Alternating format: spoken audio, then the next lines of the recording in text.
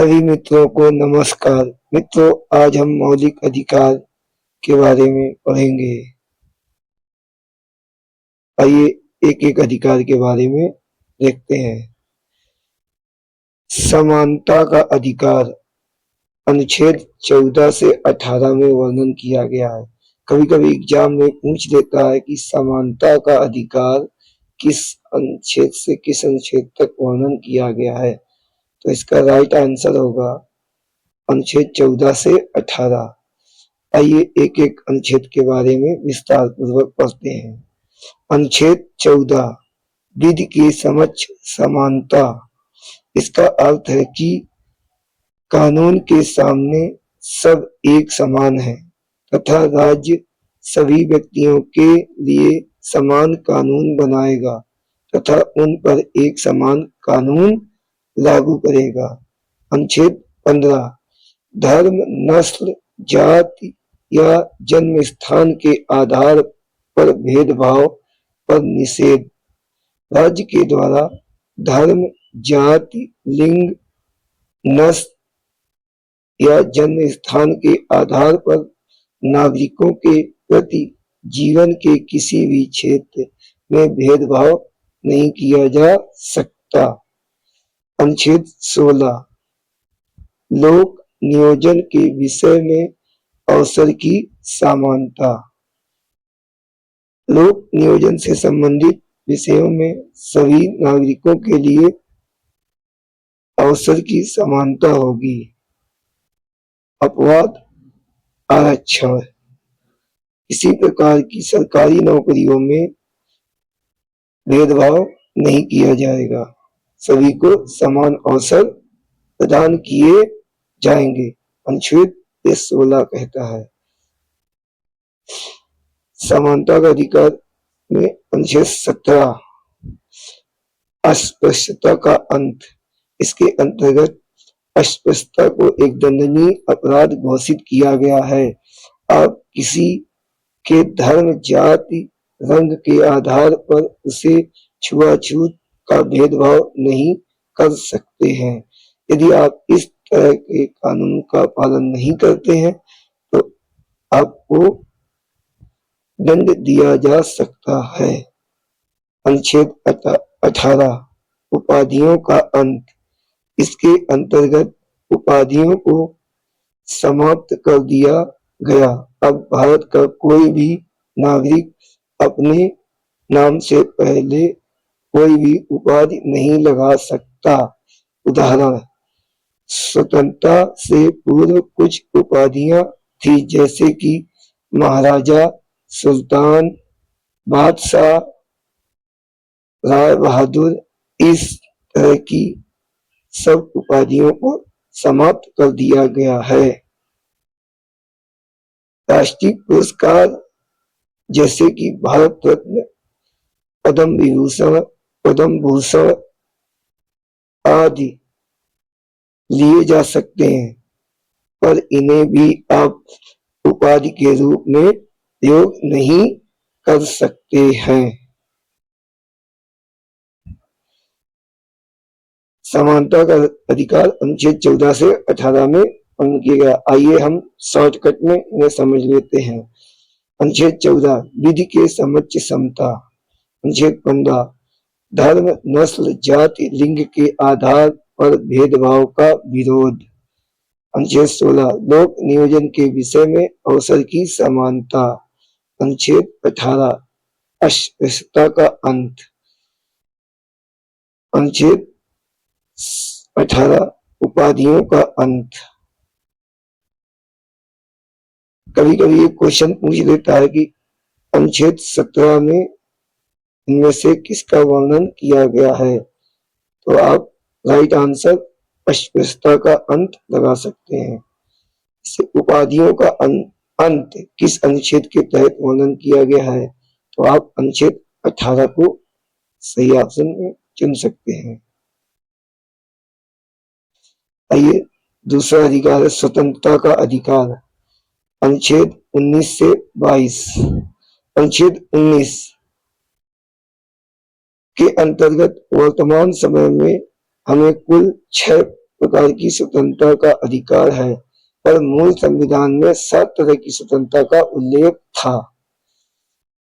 19A बोलने की स्वतंत्रता, 19B सभा करने की स्वतंत्रता, 19C संगठन बनाने की स्वतंत्रता, 19D देश के कहीं पर भी आवागमन करने की स्वतंत्रता, 19E किसी भी क्षेत्र में निवास करने और बसने की स्वतंत्रता। आप देश के किसी भी भाग में निवास कर सकते हैं और बस सकते हैं। 19 संपत्ति का अधिकार, इसे अब स्वतंत्रता के अधिकार से हटा दिया गया है, इसे संवैधानिक अधिकार बना दिया गया है। इसका उल्लेख संविधान के अनुच्छेद 300 का के तहत वर्णन किया गया है। 19G व्यापार करने की स्वतंत्रता, इससे आशय है आप देश के किसी भी राज्य में व्यापार कर सकते हैं। इसकी स्वतंत्रता हमारे भारतीय संविधान में सभी नागरिकों को दी गई है। अनुच्छेद 20 दोषित्व के संबंध में संरक्षण, इसके अंतर्गत 3 प्रकार की स्वतंत्रता का वर्णन है। नंबर 1 अपराध की एक सजा, कोई भी व्यक्ति यदि एक अपराध करता है तो उसे एक ही सजा सुनाई जा सकती है। अपराध करते समय कानून, जो कानून बना है उसी के तहत सजा। जिस समय आप अपराध करते हैं उस समय क्या कानून है और वर्तमान में जो कानून चल रहा है उस कानून के आधार पर आपको सजा नहीं दी जाएगी।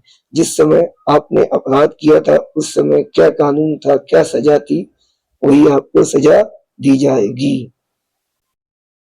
नंबर 3 खुद के खिलाफ गवाही देने के लिए बाध्य नहीं किया जा सकता। आप अपने खिलाफ गवाही नहीं लेने के लिए बाध्य नहीं किया जाएगा, आप स्वतंत्र हैं। अनुच्छेद 21 प्राण एवं दैहिक स्वतंत्रता, इसके अंतर्गत सभी व्यक्तियों को कानूनी सीमा के अंदर जीवन जीने का अधिकार है। किसी भी व्यक्ति से जीवन जीने का अधिकार नहीं छीना जा सकता। अनुच्छेद 21 का ए शिक्षा का अधिकार, 86वें संविधान संशोधन सन 2002 के अंतर्गत 6 से 14 वर्ष के आयु के समस्त बच्चों के लिए निःशुल्क और अनिवार्य शिक्षा का प्रावधान जोड़ा गया था। अनुच्छेद 22 गिरफ्तारी से संरक्षण, इसे 2 भागों में बांटा गया, अपराध के बाद, अपराध से पहले। आइए एक एक पॉइंट पे नजर डालते हैं। नंबर 1 हिरासत में लेने का कारण बताना होगा। यदि किसी भी व्यक्ति को गिरफ्तार किया जाता है तो उसका कारण जानने का अधिकार है कि क्यों हमें गिरफ्तार किया गया है। नंबर 2 24 घंटे के अंदर दंडाधिकारी के समक्ष पेश करना पड़ेगा। यदि आप किसी भी व्यक्ति को गिरफ्तार करते हैं तो 24 घंटे के अंदर उसे मजिस्ट्रेट के सम्मुख प्रस्तुत करना होगा। नंबर 3 अपने पसंद के वकील से सलाह लेने का अधिकार हुआ। आप अपने पसंद के वकील से सलाह ले सकते हैं, इसका अधिकार दिया गया है अपराध से पहले। निवारक निरोधक कानून के अंतर्गत किसी व्यक्ति को अपराध करने से पहले भी गिरफ्तार किया जा सकता है। वारंट दिखाने की कोई जरूरत नहीं। ऐसे व्यक्ति को बिना दंडाधिकारी के समक्ष पेश किए 3 महीने तक की जेल में रखा जा सकता है। इसका मतलब है कि आप किसी भी व्यक्ति को गिरफ्तार कर सकते हैं बिना वारंट के और उसे ऐसा नहीं है कि आप 24 घंटे के अंदर उसे किसी निकटतम मजिस्ट्रेट के सामने प्रस्तुत करना ही पड़े और उसे 3 महीने तक की जेल भी हो सकती है। आइए अधिकार तीसरा, शोषण के विरुद्ध अधिकार, अनुच्छेद 23 से 24। अनुच्छेद 23 में क्या कहा गया है?